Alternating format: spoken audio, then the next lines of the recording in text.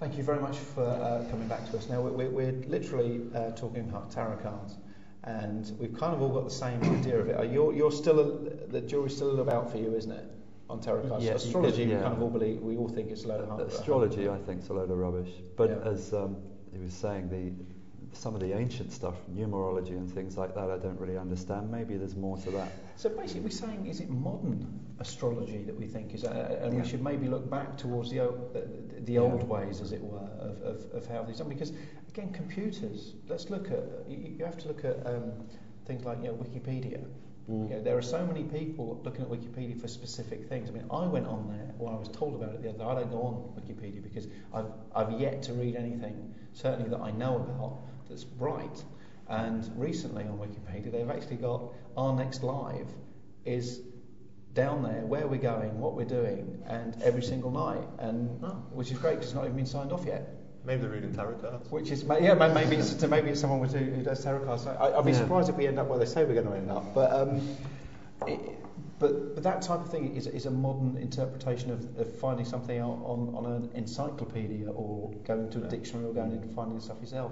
Like astrology, we've got these computer programs now which you stick in your computer, probably cost a lot of money, and you can kind of work it out.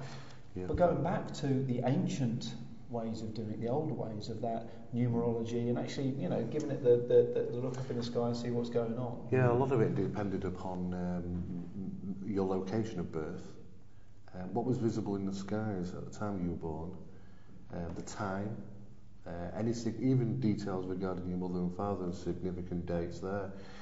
There is a numerological side to the old ancient astrology, and it would take a long time, a considerably lengthy time, up to almost a year, to actually work out a thorough reading. But it's almost impossible. Would it be impossible to do like 12 a day every single day? No. It's a whole different type of astrology that we're presented with today. The tabloid astrology, with the people, which mostly refer to when you say astrology, people immediately think tabloid astrology. They don't really think about the fundamentals of where astrology came from, and the involvement with the Greeks, of course.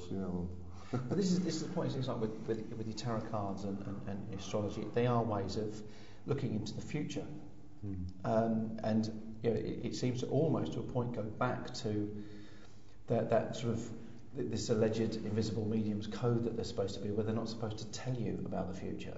They're supposed to tell you about the present and what you can hope for, but not about your future. And a lot of mediums say, I can't tell the future. So why is that wrong for mediums to do it, and it's not wrong for astrologers and tarot card readers to tell you your future? Well, I think they're both the same. I don't see a line between the difference there. I would presume they're both doing pretty much the same thing through different means, maybe. I think obviously because the amount of fraud that does go on, and like was mentioned earlier, I think it was about 140 million last year was spent by individuals on mediumship. And that's just this country. That's a lot of money, and it's on a lot of occasions they're not actually doing it lawfully as well. I think the majority they're not doing it lawfully. Exactly, and it really is for entertainment reasons only. As we've discussed, and a lot of people actually are still using them. I don't know why they do, but they get some great comfort out of it. I think it's just the fact that they're feeding on the fact of the human psyche. Really is an intriguing thing. We love to be involved in something which might be something fantastic, With the astrology, is it true, you'd know this probably, that astronomy came after astrology because they were studying the stars to look to the future, and then they wanted to discover more about the stars, is that right? No. What's the huge difference between astrology and astronomy, just for everyone? Well, we've got records now to show, like the Sumerian text, like I've mentioned earlier, shows information regarding astronomy, that they believe their gods told them that certain stars and planets are around. They knew the Earth was round. When Galileo said that Earth wasn't in the centre of the solar system, You know, because everybody thought everything went around the earth. They locked him up, thought it was crazy. Yeah, it wasn't a tribe, was it called the Dogon tribe? Yeah, the Dogon tribe. Yeah, who knew about the Sirius They system. shouldn't know these things, but that is astronomical stuff. They knew long time before, thousands upon thousands of years before the telescope was even invented. They couldn't see these things. Astrology pretty much came into use sort of, well, really ancient. You know, it is ancient, but not so much so as the astronomical data that we've found regarding all these tribes around the country that shouldn't have known the material they did.